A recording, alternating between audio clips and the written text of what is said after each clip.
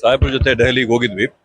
ದೆಹಲಿಯಲ್ಲಿ ಈಗ ಸಾಹೇಬ್ರದ್ದು ಯಾವತ್ತು ಪ್ರಮಾಣ ವಚನ ಸ್ವೀಕಾರ, ಯಾವಾಗ ಗವರ್ನರ್ಗೆ ಹೋಗಿ ಮೀಟ್ ಮಾಡೋದು, ಭೇಟಿ ಆಗತ್ತದೆಲ್ಲ ಚರ್ಚೆಗಳು ಇವತ್ತಾಗಿತ್ತು. ಅದಕ್ಕೆ ಸಾಹೇಬ್ರ ಜೊತೆಗೆ ದೆಹಲಿಗೆ ಹೋಗಿ ದೆಹಲಿಯಿಂದ ಇವತ್ತು ಅವ್ರು ವಾಪಸ್ ಬಂದರೆ ನಾಳೆ ಶಾಸಕಾಂಗ ಸಭೆನ ಕೂಡ ಕರೆಯಲಾಗಿದೆ 4 ಗಂಟೆಗೆ.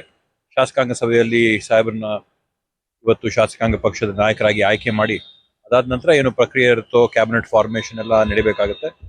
ಅದನ್ನ ಯಾವ ರೀತಿಯಲ್ಲಿ ಹಂತವಾಗೋ ಅಥವಾ ಒಂದೇ ಸಮಯದಲ್ಲ ಮಾಡ್ತಾರೆ ಅದನ್ನ ತಗೊಂಡು ಮಾಡೋ ಪ್ರಕ್ರಿಯೆ ಶುರು ಆಗುತ್ತೆ.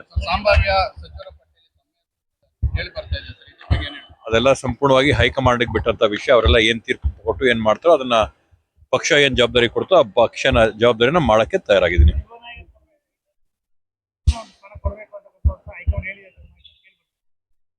ಸಹಜವಾಗಿ ಈ ಬಾರಿ ಒಂದು ನೂತನವಾದಂತ ರೂಪನ ಕೊಡಬೇಕು ಸಚಿವ ಸಂಪುಟಕ್ಕೆ ಅನ್ನೋ ಒಂದು ಹಿನ್ನೆಲೆಯಲ್ಲಿ ಯುವಕರಿಗೆ ವಿಶೇಷವಾಗಿ ಅವಕಾಶ ಕೊಡಬೇಕು ಅಂತಿದೆ. ಆದ್ರೆ ಅದೆಲ್ಲವಕ್ಕೂ ಕೂಡ ಹೈಕಮಾಂಡ್ ಏನ್ ತೀರ್ಮಾನ ಮಾಡುತ್ತೆ, ಹೈಕಮಾಂಡ್ ಏನ್ ತೀರ್ಪು ಕೊಡುತ್ತೆ, ಇವತ್ತೇನು ನಮ್ಮ ಭಾವಿ ಮುಖ್ಯಮಂತ್ರಿಗಳು ಏನ್ ತೀರ್ಮಾನ ಮಾಡ್ತಾರೆ ಅದರ ಆಧಾರದ ಮೇಲೆ ಅವ್ರು ಯಾರ್ಯಾರಿಗೆ ಅವಕಾಶ ಕೊಡ್ತಾರೋ ಅದಕ್ಕೆ ಯಾವ ಜವಾಬ್ದಾರಿ ಕೊಡ್ತಾರೋ ಮಾಡಕ್ ತಯಾರಾಗಿದ್ದೀವಿ. ಈ ಹಳಬರ್ಗಿ ಹೊಸಬರಿಗೆಲ್ಲ ಗೊತ್ತಿಲ್ಲ, ಬಟ್ ಏನ್ ಅವಕಾಶ ಆಗುತ್ತೋ ಆಗುತ್ತೆ. Thank you.